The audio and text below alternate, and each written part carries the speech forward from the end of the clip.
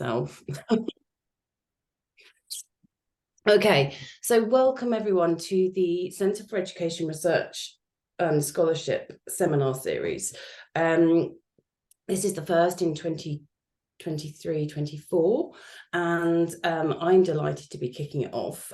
Just to say a little bit about the seminar series itself, it's intended to be a space where researchers at Middlesex University in the education department can share their research at whatever stage it might be. It could be a kernel of an idea, it could be at publication stage, and anything in between. And the idea is that we come together, and we also welcome external participants, and the idea is that we just share where we're at, what we're doing, and hopefully start off some conversation and possibly make some further links and so on. So the idea is that it's a safe space, it's a community, and it's a welcoming space, and it's a kind of, here you go, this is what I'm up to, what do you think space. So yeah, I am Jane Osgood. I'm currently the director of the Centre for Education Research and Scholarship. We have a rotating directorship, and it's my turn right now. And I'm also doing the first seminar in this series. So I'm really pleased to welcome you all. And the thing that I'm presenting on is something that is very current. The publication is due out next week, and the research was done this time last year in the freezing cold, and you'll see why that's significant when I get going. So I'm going to share my screen. I've prepared a PowerPoint presentation. Hopefully that will work. Okay, can you all see that? Excellent. Okay, so the title of the piece is Arboreal Methodologies, Getting Lost to Explore the Potential of the Non-Innocence of Nature in Early Childhood Research or Early Childhood Practice. And this builds upon and around other creative methodologies work that we've been doing in the Centre for Education Research and Scholarship to try and push and stretch what we think research might be, what it might look like, and to embrace a kind of serious playfulness in our research. So other things that we've presented previously have been a scrabbling methodology, a childing methodology, and I've presented a couple of other arboreal methodologies. And I also talk about the arboreal methodologies in the CERS podcast, which is available on our website as well. So this particular piece is written, I led the piece, but it's written by a collection of us. So as well as myself, there's Suzanne Axelsson, who's at Stockholm University, Tamsin Cavaliero, Mari Hanafi, Susan McDonnell, all of whom are at Atlantic Technological University in Northwest Ireland. And as I say, this is a piece that is literally poised to come into the world, published, I'm assured next week, or certainly in November, so it should be with us at any time soon. But I can share the draft version if people want to have the more detailed paper upon which this is based. So I'm just going to start with this. Let me see if I can move this without switching myself off. Okay, so it began with an email invitation that wended its way through cyberspace, 0.3 CO2 emissions. Then a Zoom meeting to virtually connect and plan a workshop, 0.6 kilograms of CO2 emissions. Another few emails back and forth, 1 kilogram of CO2 emissions. Another Zoom meeting to work out the logistics, 0.6 kilograms of CO2 emissions, culminating in public transport to the airport, 2.8 kilograms of CO2 emissions. A flight to Northwest Ireland from London, 145.2 kilograms of CO2 emissions. Public transport from the airport to the hotel, 2.8 kilograms of CO2 emissions. It takes 6 mature trees to offset 160 kilograms of CO2 emissions. Okay. So as you can see, taking arboreal methodologies to Northwest Ireland was not without costs, implications, or indeed a sense of guilt. Arboreal methodologies have emerged from childhood studies that take materiality, affect, temporality, and human connection to the more and other than human central to our inquiries. Unlike prevailing approaches in childhood studies concerned with making the child central to research, post-humanist approaches seek to pursue a different logic that understands the child as active in producing and being produced by the world around them. So this necessarily draws into sharp focus our entangled place within the world, the limits of human exceptionalism to know and fix the world, and to know and fix children, and crucially to our responsibilities to attune to the complexities of life on a damaged planet, borrowing from Haraway and Anna Zing. Post-humanist approaches in childhood studies are important for thinking again about sustainability. I think sustainabilities need to be popped in inverted commas, and environment for that matter.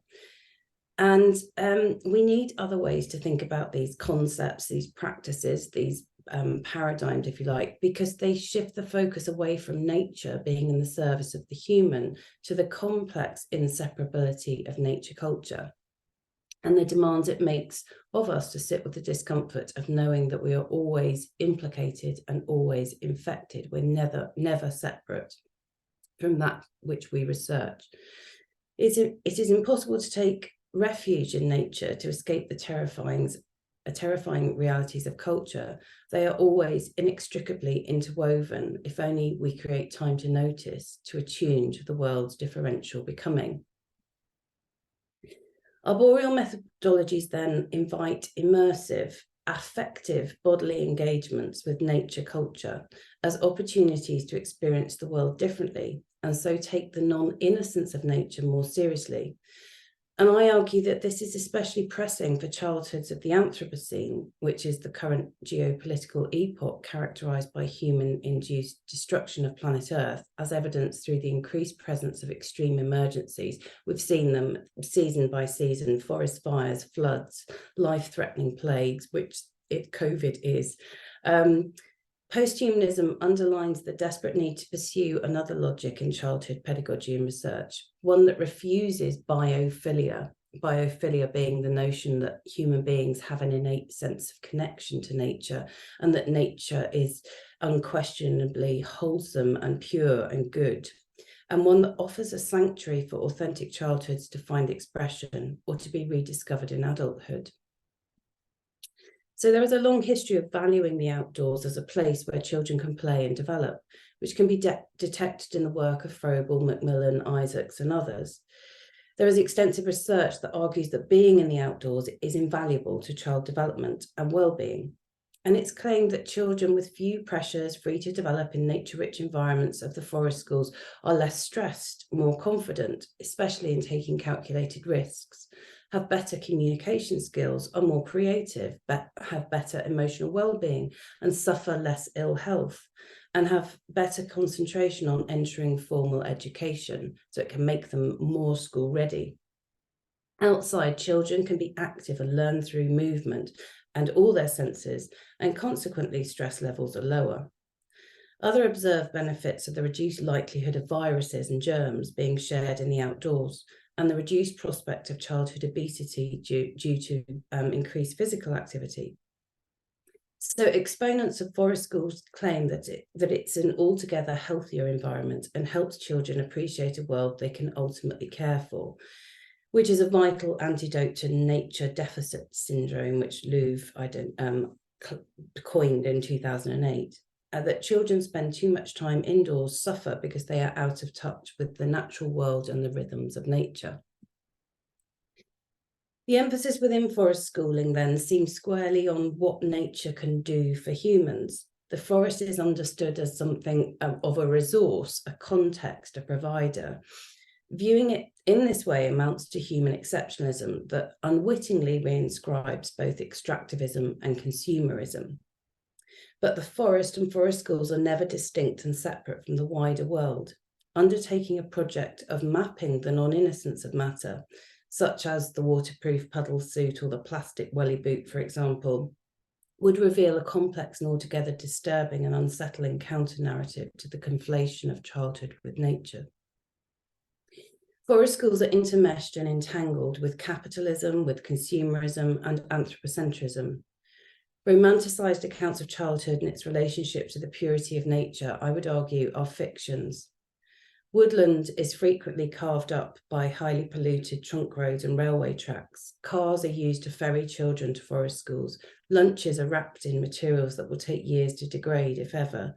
Dog feces in plastic bags are narrowly avoided by small feet. These are some of the realities of spending time in woodland.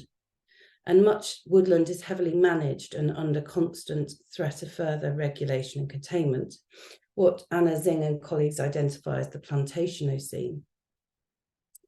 So my argument then is that nature cannot be thought of as a separate space, territory, or time. Rather, it's intricately and non-innocently bound up with capitalism and human-induced destruction. Yet the natural setting of the forest for early childhood pedagogy is typically presented as providing a context that's distinct and divorced from mainstream, classroom-based alternatives. Yet still, child development and human exceptionalism find expression in forest school pedagogies despite this proclaimed separateness. As Vladimirova stresses, forest nature is not only a place for an aesthetic experience, learning, playing, or calming down, but also a thinking meta-organism that is encounterable and is co-caring with us for becoming together. We must take seriously how becoming together takes shape. The narrow concern with how nature benefits child well-being, child development, and child learning is precisely what needs to be called to account. I wonder, what does this anthropocentric logic miss? What else might be encountered by bringing the work of feminist science scholars such as Haraway and Zing, and Indigenous scholars concerned with place-based approaches such as Nuxamalo, Pacini, Ketchebal, Tuck and Mackenzie, to the pedagogical and research approaches taken in forest settings? How might relationalities, legacies, histories, and the vital materialism of the forest inform and shape engagements as processes of worldly becoming rather than human development? These questions and the broader counter-narratives about the non-innocence of the forest found expression in this polytunnel in a forest school in Northwest Ireland last December 2022. It was part of the Head, Hands, Heart project that intended to generate interest in environmental issues and sustainability among interdisciplinary colleagues connected to Atlantic Technological University in Sligo, Ireland. Susan Tamsin and Murray facilitated the project, and myself and Suzanne Axelson were invited to deliver an arboreals methodology workshop that would introduce participants to post-humanist research practices as part of the project. Unfortunately, Suzanne was struck down by a virus and was unable to attend, but she prepared a video recording which was shared in the polytunnel on that TV that incongruously sits in the middle of the polytunnel. So the workshop was attended by 12 adult participants, including cross-faculty members of the university and a range of external partners, which included an artist, a dancer, play workers, and early years teachers. Ordinarily, the Woodland School provides a space for children and families to engage with the forest and with nature through learning and playing outdoors. There is no pretense of purity or separation from the contemporary world. It is immediately apparent that this bucolic pocket of woodland is enmeshed in and crisscrossed by the materials and technologies of the 21st century. Less ordinarily, a sizable group of adults assemble on a cold December morning on two small furniture in a polythene tunnel that serves as the school's indoor space when needed. We adults sit among an assortment of toys, some plastic, and an electric kettle that provides welcome hot drinks. Venturing outside, we're protected by warm clothing and footwear produced from natural and synthetic fibres, made in China more often than not. Close by, we hear passing cars on the road. The faint odour of aviation fuel is vaguely detectable as planes come into land not too far away. The large television screen brought in for screening the presentation and film as part of the workshop is a jarring presence in this plastic tunnel. Its 1.4 metre plastic metal electronic bulk imposes itself, rupturing and any remaining illusion of our escape to nature. So I set about talking about nature culture binaries and the entanglement of humans and including children, the discomforts of late capitalism. But it's impossible to ignore this gigantic screen, which evokes continuing debates and concerns surrounding children's screen time. So my presentation to this diverse audience somehow meanders and gets lost. It gets lost. The polytunnel as makeshift classroom, alongside the absurdity of the giant TV and the intimacy of the group huddled around on too small furniture, alters the atmosphere. And as a consequence, the presentation is taken down another path, which necessitates dispensing with some of the theoretical concepts and skipping some of the images and the powerful quotes. And instead, I speak directly to the audience and try to ensure that my essential points are made. Participants are given a copy of the published paper for further reading, and the screen then goes on to show Suzanne's film, Getting Lost, Gaining Wisdom. But in many ways, the intrusive TV screen becomes eclipsed in the moment by the affective intensities within the polytunnel that are agitated by the space, place, and complex relationalities between the human, non-human, and more than human in that moment. After years of pandemic-induced Zoom presentations, sentient exchange in the otherworldly context of an inside-outside polytunnel feels fresh and vital. The materiality of the large screen in the Woodland School provokes important discussions about how children and adults can live, learn, and play together with and in technoscapes and treescapes. The figure of the child remains tangled in hopes of redemption from planetary crisis through an unproblematic relationship with the more than human, and in fears of corruption through interactions with digital technologies. Acknowledging shared experiences of navigating life in the ruins of capitalism provides possibilities, vital possibilities for thinking differently about relationalities with humans and non-humans. At the end of the morning, the workshop participants take a lunch break. We venture into the heart of the woodland to share a cauldron of homemade soup and sit around an open fire. The founder of the Woodland School shares stories, wisdom, and practices passed down from elders. We learn about the importance of reconnecting with nature, of rewilding. As the last remains of soup are eaten, the invitation to get lost in the forest is taken up. The final slide of the PowerPoint from the morning session advised workshop participants that getting lost is a form of childing, which borrows from Kennedy and Cohen, where child shifts from noun to verb. Getting lost then becomes an invitation to child. And this is the slide that was shared at the end of the morning, and the invitation to get lost. And as you can see, what we were inviting the participants to do was to undertake this exercise in silence, to heighten their senses and to deeply notice, and to take up what we're calling a childing sensibility. So to dwell upon things, sounds, smells that hail your attention, to just be open to what's there, not in search of something, but being open to the surprises, to stop, to slow down, to pause. And it wasn't ever about how far anyone could get in the forest so much as how deeply they could immerse themselves. And we also invited them to travel backwards, literally walking or running in reverse. And this was quite comedic, as you can imagine.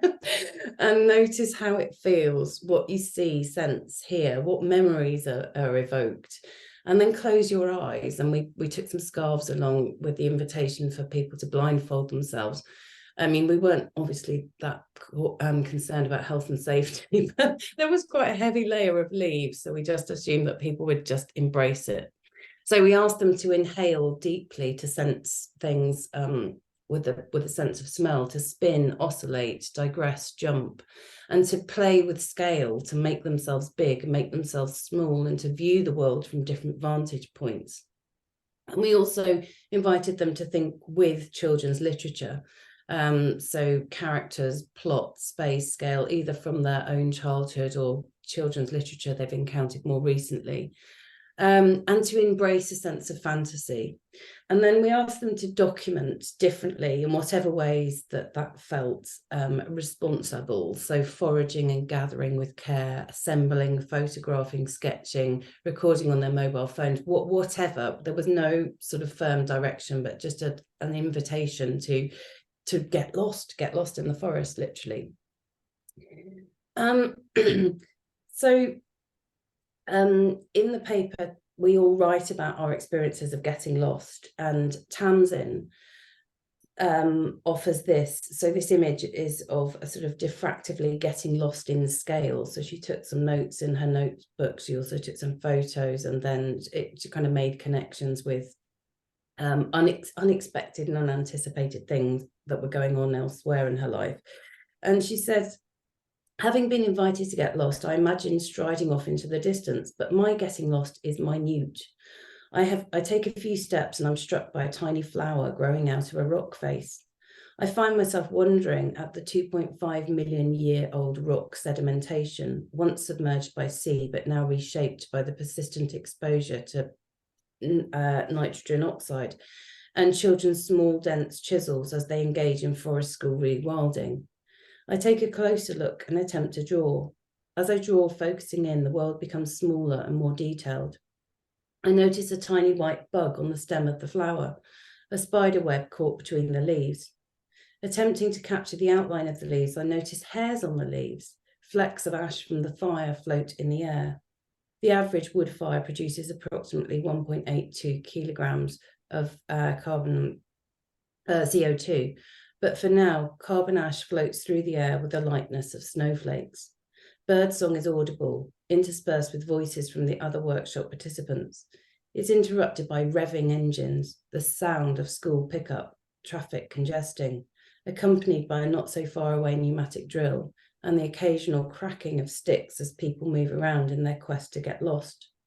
Paper plates and wooden spoons amass in a neat but guilty pile just to the edge, disrupting the apparent purity of this mini-world. After the day, a heavy feeling from getting lost amongst the tree lingered. Jane had spoken about a funeral procession she'd been involved with as a form of activism against 182 unnecessarily felled trees on a nature reserve in London. This stayed with me. The funeral provoked anxieties about leaves still on trees in December.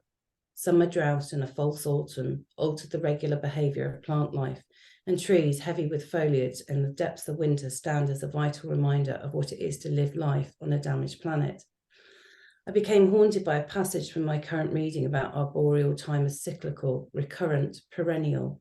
The past and the future breathe within this moment, and the past does not necessarily flow in one direction. Instead, it draws circles within circles. Getting lost in that moment in the mini landscape offered capacities to slow down, to notice, to attune to long forgotten and not yet told stories. The effective forces of getting lost in a miniature world agitated curiosity for the history of this woodland, attention to intergenerational storytelling, and the terrors of the Anthropocene, toxins, rock erosion, pollution, and the limitations of time's progress narrative. The discomfort of attuning to that which would routinely be overlooked, a leaf, a spider web, cracking sticks, leaf hairs, fire ash, continues to resurface and demand that sustainability and environmental education must be troubled for the underpinning human-centric logic. Sustainability rests upon a logic that man can fix nature and preserve it. But for whom? For what? From whom? From what? To quote Vladimirova, we need to expand the idea of care away from aiming to save the planet and more toward learning how to respond to its call to live in all its human and more than human intricate complexity. This reformulation shifts the position of humans from being saviors to being responsible. Then Susan, getting lost, states, the smell and texture of a tree from childhood resurface, hauntologies evoked from a time that has become buried, with child incapacities deadened over time. Sligo Woodland School. Children learn about boundaries in the treescapes by adhering to the limits marked by nylon string on the trees. They don't physically get lost, but they can experience moments of conditional independence outside the adult gaze. This is the space of play and the imaginative space that children are allowed to be lost in. Without romanticizing childhood or insisting on a natural capacity for play that's unattainable for adults, it may be that children's cultural positioning as playful other and related attunement to the philosophy of as if, to borrow from Braidotti, produces generative potentials for multiple possible stories of becoming other, with adults, trees, screens, television shows, raincoats, microbes, mushrooms, and literature. Perhaps this is what the invitation to get lost as a form of childing makes possible for adults who have deadened capacities to attune to the complexities of life on the Anthropocene, as it manifests through everyday taken for granted matter and stuff around us and within us that we just don't notice. Playing seriously as world-making practice is one modality for research and pedagogy through which both nature and capitalist technologies can be experienced simultaneously. Serious play is a way to stay with the trouble and to consider shifting ontologies, to explore ways to flourish in the capitalist ruins of a damaged planet. Susan took the suggestion to get lost as an imaginative rupture, a moment of serious play, as if lost while not lost. The lostness was fleeting, the riskiness of the forest minimized. First, a rocky cleft invited her to clamber up to begin childing. A miniature landscape held her attention. Thinking of the provocations from the workshop and a passage from Tove Jansson's The Summer Book, she considered the interrelated scales and hierarchies of play in the forest. I've gone shot past. Microbe, mushroom, moomin, child, tree. Zooming in and out between the various scales in the forest presents imaginative possibilities for reconsidering relationalities, kinship, and becoming with the treescape and earthscape. What is valued and why? What are the reciprocities and interdependencies? She experimented with spinning quickly, arms outstretched. She fell flat on her back, dizzy, looking up at the treetops as they whirled above. As she waited for the world to stop spinning, she heard birds above and lay still to watch them, hundreds of years above. This engagement provoked another kind of encounter between body and forest. Dizzy, she looked, listened, sensed anew, encountering the forest haptically, in and among the dirt, leaves, bird droppings, fungi, lichen, and microbes. The dizziness it evoked Schuller's account of the microbial self. She draws attention to the pervasiveness of microbes by dwelling upon Lyme disease, a microbial infection that causes dizziness, among a host of other unpleasant and debilitating conditions.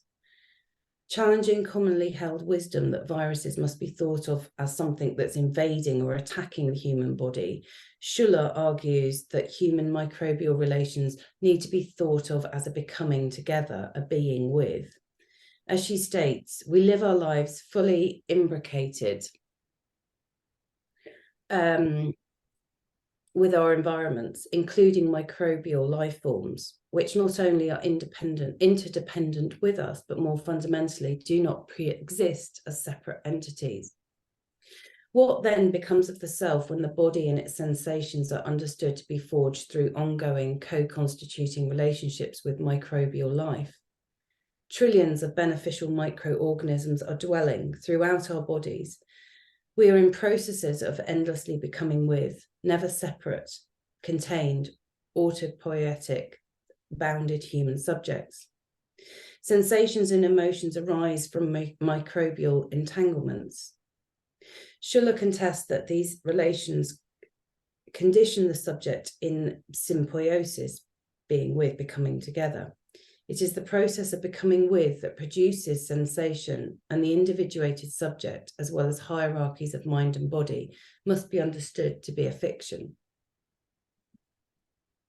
The dizziness, then, was not Susan's alone, but as it slowly abated, looking down towards the earth and the forest floor, she dug her hands into the decomposing leaves and pungent humus. Semi-decayed sycamore helicopters were unearthed, remnants of the trees out of season seed dispersal activities. Sitting on the ground, sifting through the living and the dead, fingernails dirty, was a sensory encounter, slowing time, making human non-human relationalities felt as layered ecologies of worlding shaped by co-emergence and mutual risk. Touch then was a visceral reminder of the inaudible, slow processes of the forest and the urgency in which engaging with those temporalities shift body-minds to places where we can question human exceptionalism and speciesism. Returning to Schuller, fingernails dirty with mud remind us that we are witnessing the rise of the microbial self, or a notion of personhood in which the subject and its self-constituting sensations and affective states emerge within a network of interspecies interdependence. The concept of a microbial self suggests that these sensations and affective charges, the hauntologies awakened, the dizziness and the disorientation, do not pertain to the bounded human subject, but rather emerge from the friction of symbiotic relations. Getting lost then takes on a different complexion that involves encountering the world again. The possibilities available in surrendering to disorientation, dizziness, getting lost in down on the ground moments can take our engagements with nature to places that assist in shifting the emphasis in forest schooling from a place to learn about nature and how we humans might preserve and protect it, to understanding ourselves as endlessly co-constituted and intermeshed, recognizing that we are nature culture. This final section is from Mari, and she was waiting for the bus on this corner, and she got lost in administration. As organisers of the Head Hands Heart project, Mari, Tamsin and Susan wanted to act in ways that reflected the ethos of the project, concerned with sustainability and cultivating an environmentally conscious approach to their work.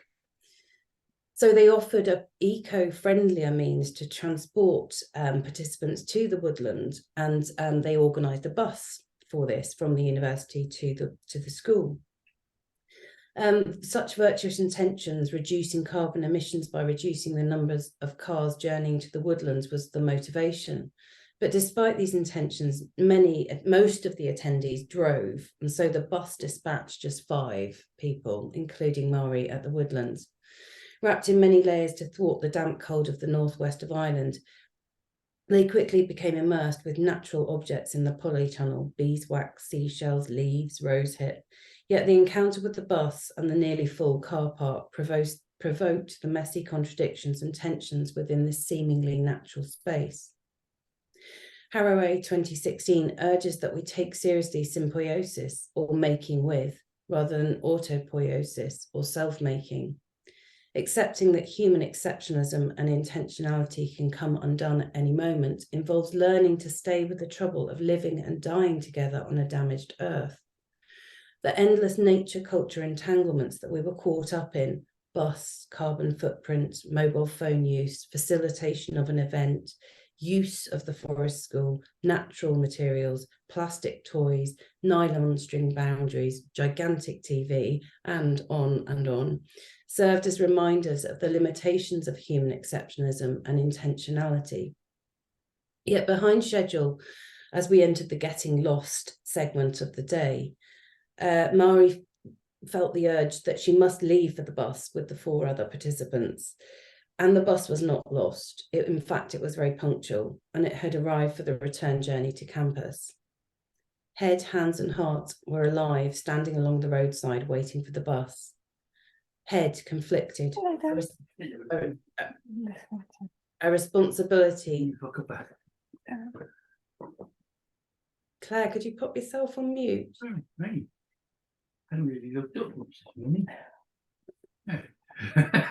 Yeah. Do it then. Okay, sorry. Hands were focused on the task, a 4G connection via data roaming, emitting radio frequency radiation, the harms to human, non-human, and more than human still not fully known according to the World Health Organization, to alert the bus company to collect just 5 people. Heart wished to be childing, spinning, getting lost and dirty, disorientated, dizzy, and troubled by processes of symbiosis, stress intensified. Inhale, exhale deeply, big lungfuls of air, 21% oxygen, 78% nitrogen, argon, carbon dioxide, and methane, and a host of other toxins. These potentially toxic lungfuls nevertheless prevented becoming lost in the administration of the project. The calming capacities of deep breathing, which underlies the porosity of bodily boundaries, literally becoming what is breathed, and that in turn the trees become with human breath. The overriding thought, days and weeks after the trip to the woodlands for Mari, is that obligations towards the Head, Hands, Heart project, the attendees and the work commitments somehow took precedence over getting lost and becoming child in the woods. An absent presence underlies the capacities of the complex forces of capitalism and life in the Anthropocene to alter the complexion of being lost. But presence via radio frequencies and outbreath, footprints, molecules, microbes, a video recording, giant TV, an in-breath, linger on, haunting and reshaping all that is touched. As Haraway asks, who and what do we touch? A simple enough question, but when approached from a feminist post-humanist orientation, the reverberations and lasting ongoing intermeshment with all that we touch and are touched by can never be fully known. So our shared experience of childing goes some way to make visible the complexities of human relationalities to nature in this forest school. It was not our intention through the experiment or in the paper that we wrote as a result of the experiment to offer prescriptions of how the ideas and embodied encounters should be taken up in practice with children. But the following propositions we hope might create conditions of possibility to engage deeply with what else getting lost in nature culture might agitate. And a book that might assist in this is the book You Are Stardust by Ellen Kelsey. And our propositions are as follows. I'm going to try and move this.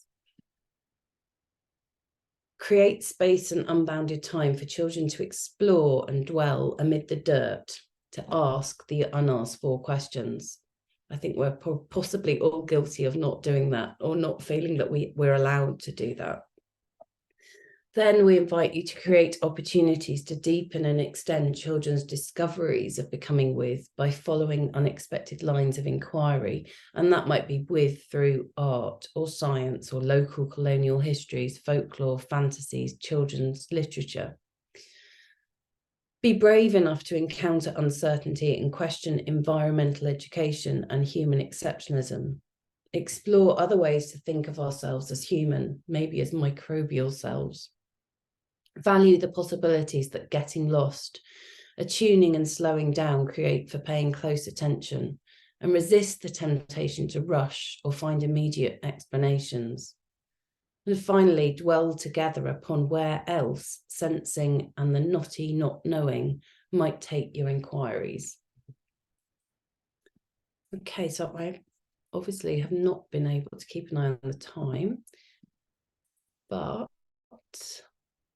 we have a healthy 80 minutes in which I invite you to offer your thoughts, reflections, questions, criticisms, whatever you like. But let's have a chat about it.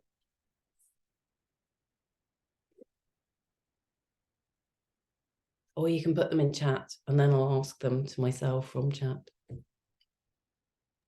How did you come up with those carbon footprint sort of, weights? That was really interesting.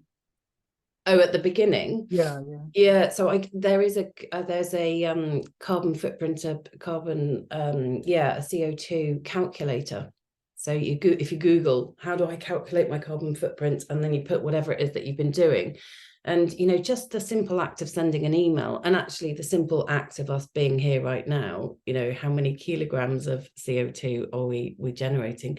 So yeah, it's when you think in those terms about everything that we do and the impact that it has. But yes, in answer to your very practical question, there's a calculator that you can use, so you can calculate your every move in terms of your carbon footprint.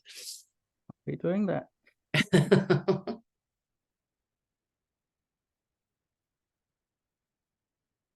I have a question. Yeah. I came in a little bit late because it's the middle of the night for me. I'm in my pajamas. I came in where it seemed like you were saying that forest school usually is not all these things, that it's a very romanticized thing. I'm just wondering if that's just your experience of it. My experience of forest school is being run by people who are, living close to the earth.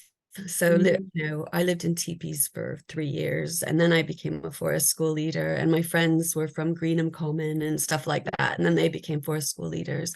So the pedagogy was very much about micro worlds and being where you are, and the getting dirty. So yes, you have waterproofs on so you can stay out longer, but you're still getting dirty. And a lot of our practice came from early environmentalist educators like Joseph Cornell and Steve Van Meter, who were getting people to, we were blindfolded and then someone would lead you on the ground. And I can remember being buried in leaves thinking, oh, it wouldn't be so bad to be dead and in the ground, and spiders crawling on me, and it was fine. So that's kind of the way that we delivered forest school, was to just be really conscious of that. So I guess I came in to that first comment, which is like, this is not what it's like, it's very romanticized or whatever. And so I guess I'm just questioning that. Yeah, no, thank you for that, because I'm very acutely aware that this can be taken up as a criticism or a critique of forest school, and it's absolutely not. What it is a kind of bringing the theory into the practice, and kind of revisiting what we mean by environment, sustainability, and kind of questioning the human-centric ways in which we come at it, even often unwittingly. So it is about, if you respect nature, but if we think about, there is still this binarized kind of pitching nature against culture, and that forest school is wholesome and good, and I suppose the kind of point that we're trying to get at is that's a kind of fallacy in and of itself, because culture is always in nature, and how is nature cultures of the two being completely inseparable is the point. But I suppose it's also about kind of upending that idea that we can preserve, and we can be the custodians of nature, but actually nature has different ideas often, and so that kind of the notion of symbiosis and making with and becoming with, I think, has got quite a helpful step on. And the other point that I was we were seeking to make, and I think I do know this from many forest school people, that leaders and educators that I've spoken to, is this pressure that bears down around the national curriculum.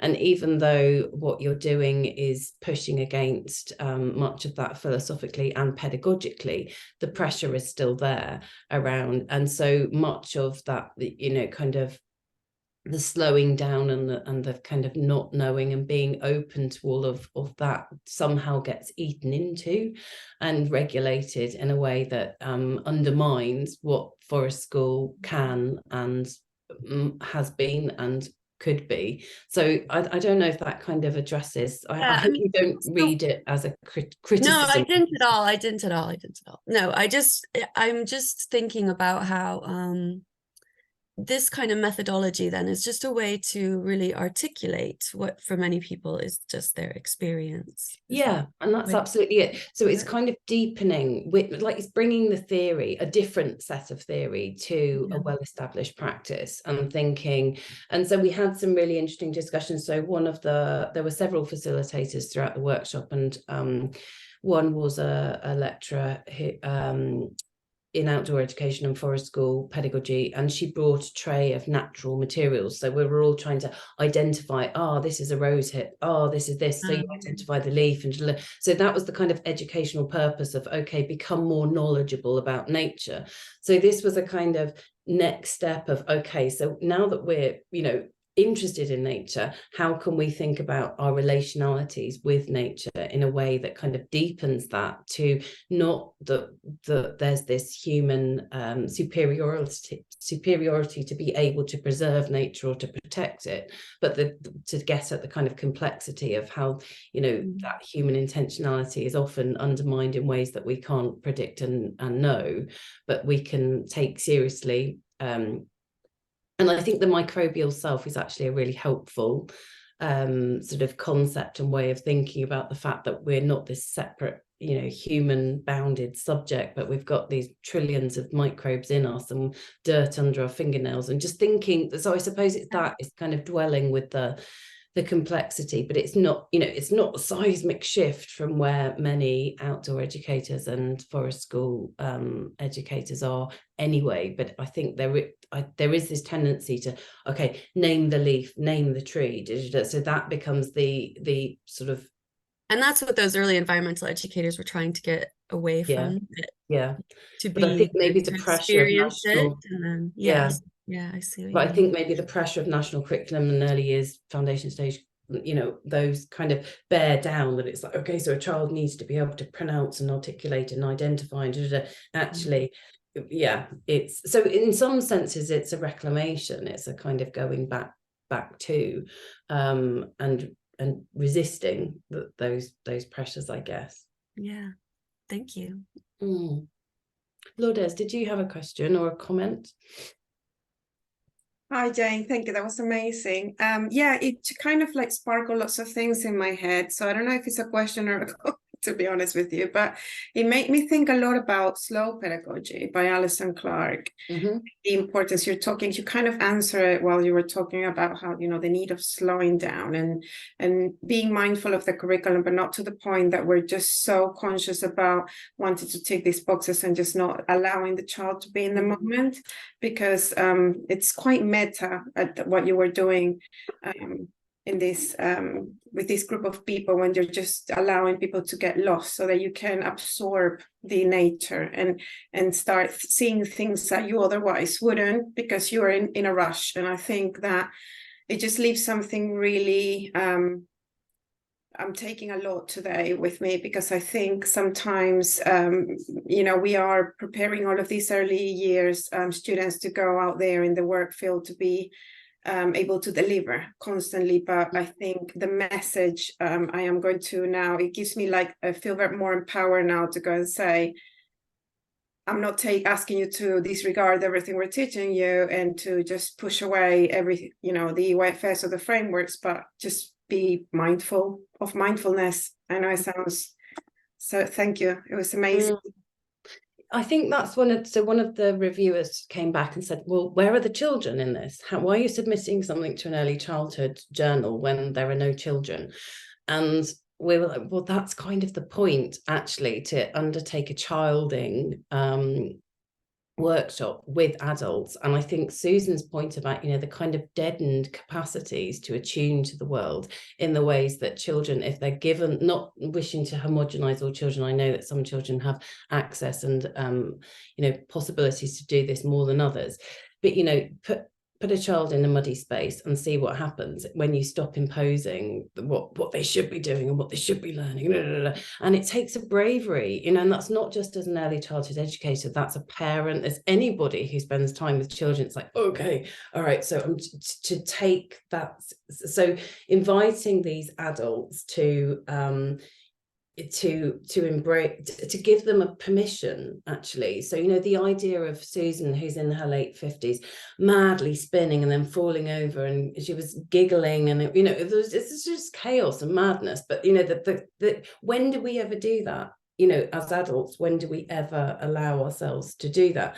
And I think when you do embrace that, it kind of shifts how you engage with children and thinking about pedagogy. So, and I'm not sure that they would have done that had children been there, because children would have become the focus of the you know, the workshop and the blah, blah, blah. So I think there is something about, you know, kind of, getting a group of adults together and giving them a license to be otherwise.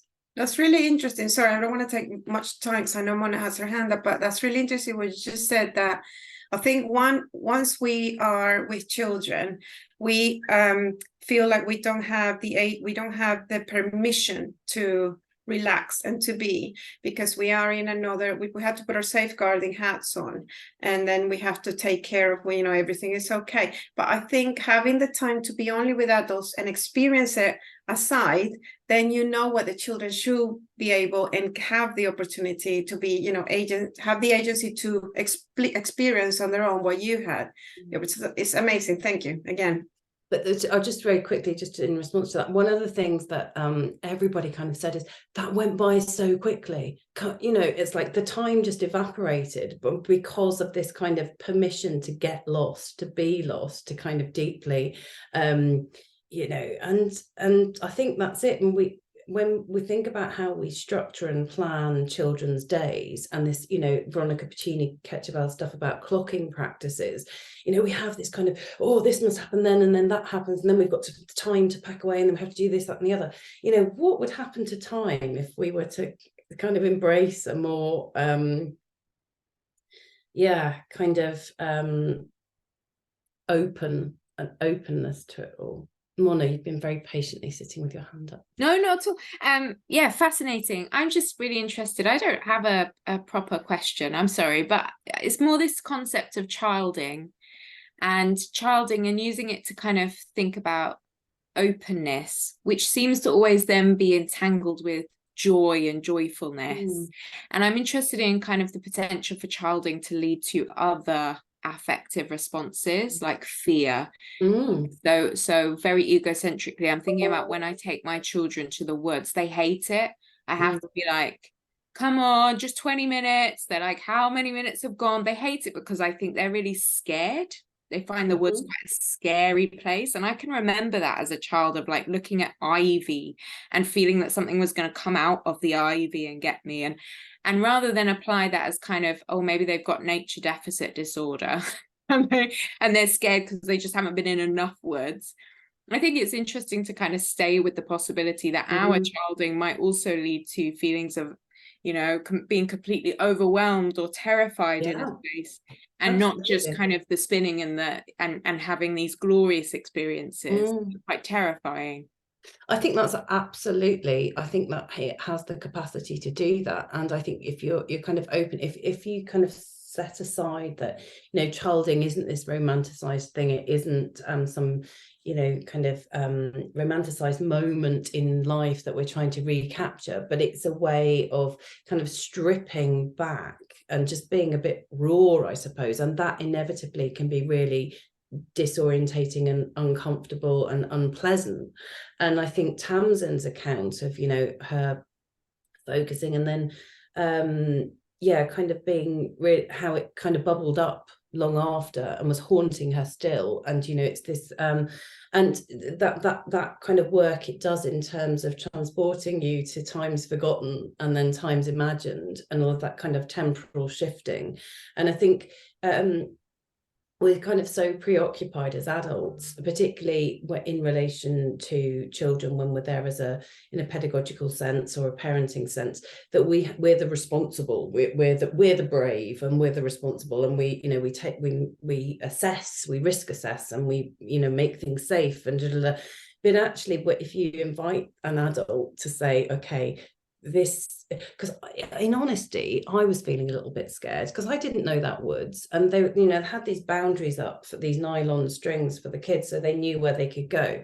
But at one point I couldn't see anybody. I was down in this dip and I was thinking, oh my god, and I knew they were nearby, but nevertheless it was like, but if it's woods that I know, and I know I spot the tree, and you know, that kind of familiarity and whatever else. So yeah, totally, I think, you know, the kind of dark and scary stuff is equal, you know, as valid and valuable and useful, and I'm certainly not espousing this as some sort of, you know, oh, let's all get in touch with our inner child. I think, you know, just but being open to the possibilities that, you know, because when I was recounting it to you all, I was thinking, oh god, this sounds terrible. I told them to run backwards blindfolded in a woods they didn't know. And you suddenly think, all right, okay, did we do any sort of health and safety risk assessment? We did not. But you know, so yes, I think all for the dark and the unanticipated and the yeah, all of that stuff too. And I suppose that's the point, isn't it? You know, if you spend time with your children and you were to sit and maybe it's not their fear of the ivy is actually your fear of the ivy, but whatever it is, you know, if you then have that kind of excavation with them about, you know, what is it, what, you know, what is it? Is it the imagined? Is it the actual? Is it the darkness? Is it the scale? Is that not necessarily to diagnose it, but to explore the forest in another way? I think that could be really, really fun and insightful for everyone involved, actually. Thank you for that. Hannah, did you want to say something? You popped something in chat. And I just I just thought that Angie's point there is just an ongoing kind of, it's so many tensions, aren't there, with people wanting to prove the valid, you know, how good Forest School is. And I know at the end of my research, I've been working with a charity that runs Forest School, and they're kind of like, have you got anything that we can use to sell to funders? And it's kind of like so complicated. But I absolutely love that. I just thought it was so, I love the way that you were all working in that way.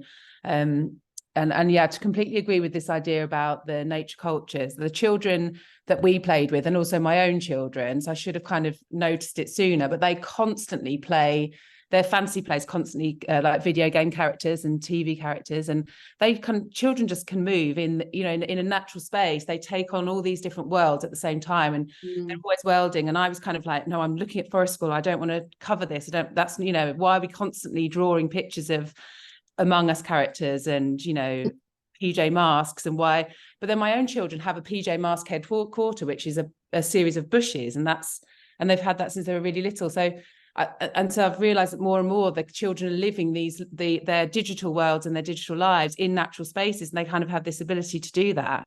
And we as adults kind of like, I don't know, I kind of think we sort of do romanticize outdoors as being different to indoors, and we've kind of created this binary of in and out, and kind of on screen and off screen, and digital life and real life and all this kind of thing. And I just don't think children have the same kind of thing.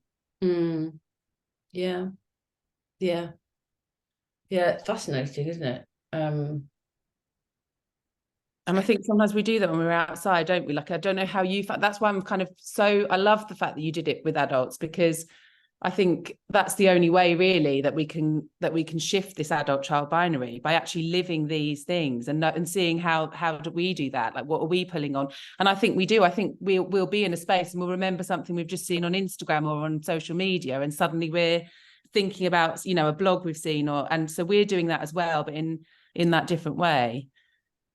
Yeah, absolutely. I think that there's some really interesting stuff that can be done, and in other spaces. Just you saying about the camp, I was thinking about my children and their friends, and they had what they called San Diego on the beach, and there was a mound of sand, and then they'd go and play this sort of, you know, digital, and they'd be all doing levels, and I'd be like, what on earth? And we just think they're, you know, enjoying the south of France, and they're in some other worldly space altogether. And yeah, amazing. I was just aware of the time actually, and people are dropping off, but thank you so much for your participation, and thanks for listening, and and hopefully we can carry on the conversations.